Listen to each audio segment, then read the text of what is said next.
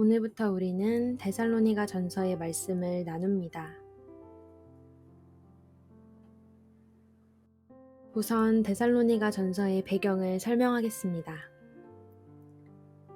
데살로니가 교회는 바울이 2차 전도 여행 중 세운 교회입니다.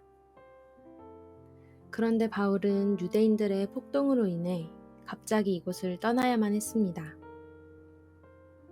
하지만 바울은 충분히 복음을 전파하지 못하고 떠나온 데살로니가 교회에 대한 걱정과 사랑으로 인해 직접 재방문하려 했으나 여의치 않았습니다. 이에 디모데를 데살로니가 교회에 파견하여 그들의 신앙을 굳게 하고 위로하며 환난을 이길 힘을 주고자 했습니다. 그 후 바울이 고린도에서 복음을 전파하고 있을 때 디모데가 돌아왔고 그를 통해 이들의 훌륭한 신앙생활에 대한 보고를 받았습니다. 이에 바울은 이들을 칭찬하며 환난 가운데서도 믿음의 본을 보인 것을 격려하기 위해 이 편지를 썼습니다. 그런데 이들에게 그리스도의 재림과 종말에 있을 일에 대한 그릇된 이해로 주의 재림 시 이미 죽은 성도가 어떻게 되는가에 대한 혼란이 있었습니다. 그래서 바울은 이들에게 재림에 대한 바른 가르침을 주고자 이 편지를 쓰게 되었습니다.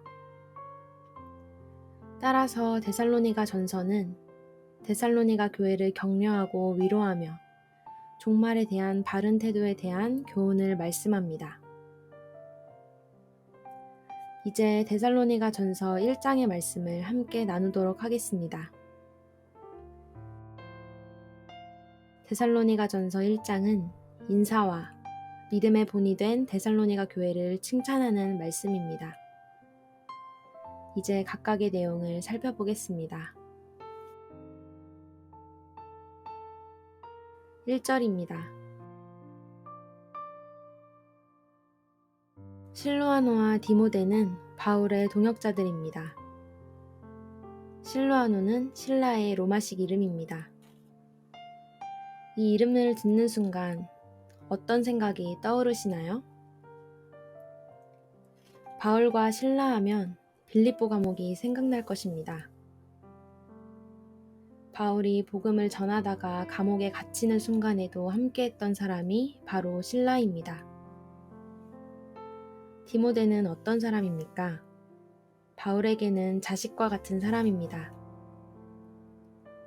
그리고 바울이 데살로니가에서 쫓겨난 뒤에 바울을 대신하여 다시 그곳에 가서 교회를 돌보고 바울에게 그곳의 소식을 전한 사람입니다.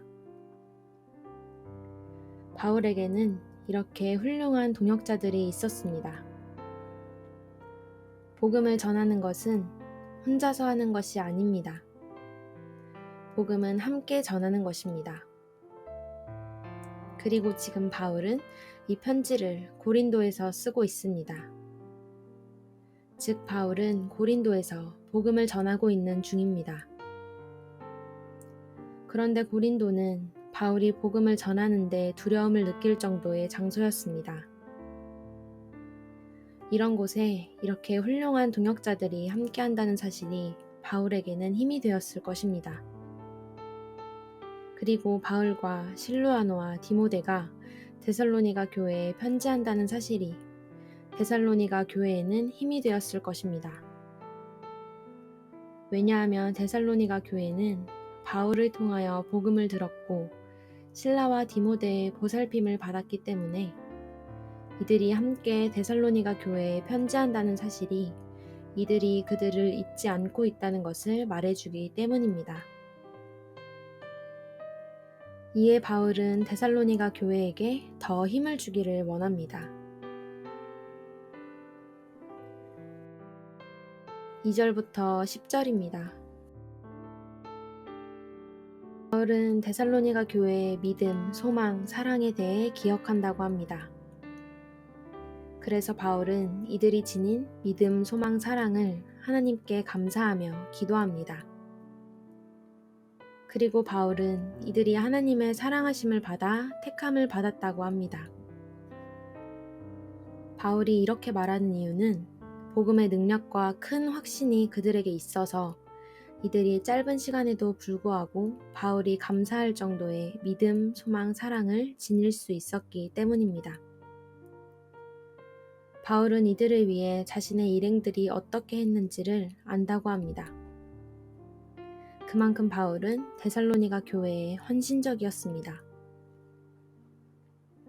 또 이들이 말씀을 받아서 바울과 주를 본받는 자가 되어 고난을 받았지만 성령께서 이들을 기쁘게 하셨다고 합니다. 그리하여 데살로니가 교회가 마게도냐와 아가야에 있는 모든 믿는 자들의 본이 된 것입니다. 그 결과 데살로니가 교회로 인해 그 지역에 복음이 전파되었고 하나님을 향한 이들의 믿음의 소식이 곳곳에 전파되었으니 바울은 이들로 인한 복음 전파에 대해 어떤 말을 할 필요성을 느끼지 않는 것입니다. 그래서 사람들은 데살로니가 교회가 어떻게 바울을 맞아들였는지, 그래서 우상을 버리고 살아계신 하나님께로 어떻게 돌아왔는지에 대해 말합니다. 또 사람들은 어떻게 데살로니가 교회가 하늘로부터 하나님의 아들 예수가 다시 올 것을 기다리는지를 말합니다. 이 일들은 하나님이 죽은 자 가운데서 그의 아들 예수를 일으키셨고, 그래서 하나님의 진노의 날에 그가 그들을 구원하실 것이기 때문에 가능한 것입니다.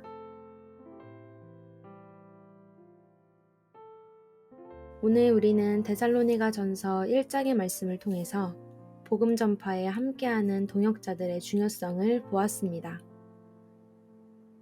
바울은 복음 전하는 일을 결코 혼자 한 적이 없습니다. 바울은 항상 함께하는 동역자들과 복음을 전했습니다. 이렇게 하는 것이 여러 가지 면에서 유익하기 때문입니다. 오늘 등장하는 바울의 동역자인 실라와 디모데만 보더라도 이 사실은 분명합니다. 짧은 시간 복음을 전한 데살로니가의 교회가 세워진 것도 이들이 있었기에 가능했습니다. 바울은 데살로니가에서 쫓겨난 후에 다시 그곳으로 갈 수 없게 되었습니다. 바울이 그곳에 복음을 전했지만 충분한 시간을 가지고 양육할 수 없는 상황이었습니다. 이런 상황에서 실라와 디모데가 기꺼이 바울을 대신하여 데살로니가 교회를 돌보게 된 것입니다. 또 짧은 시간에도 불구하고 믿음의 성장이 이루어질 수 있다는 것을 보았습니다. 데살로니가 교회는 복음을 받아들인 지 얼마 되지 않은 상황에서도 믿음과 소망 그리고 사랑에 대해 바울에게 칭찬받을 정도로 성장해 있었습니다. 그리고 이들이 복음을 받아들이고 난 뒤에 당하게 된 고난에 대해서도 믿음으로 이겨내는 모습을 통하여 마게도냐와 아가야 지역에 믿음의 본이 되었다는 사실을 통해 이를 확인할 수 있습니다.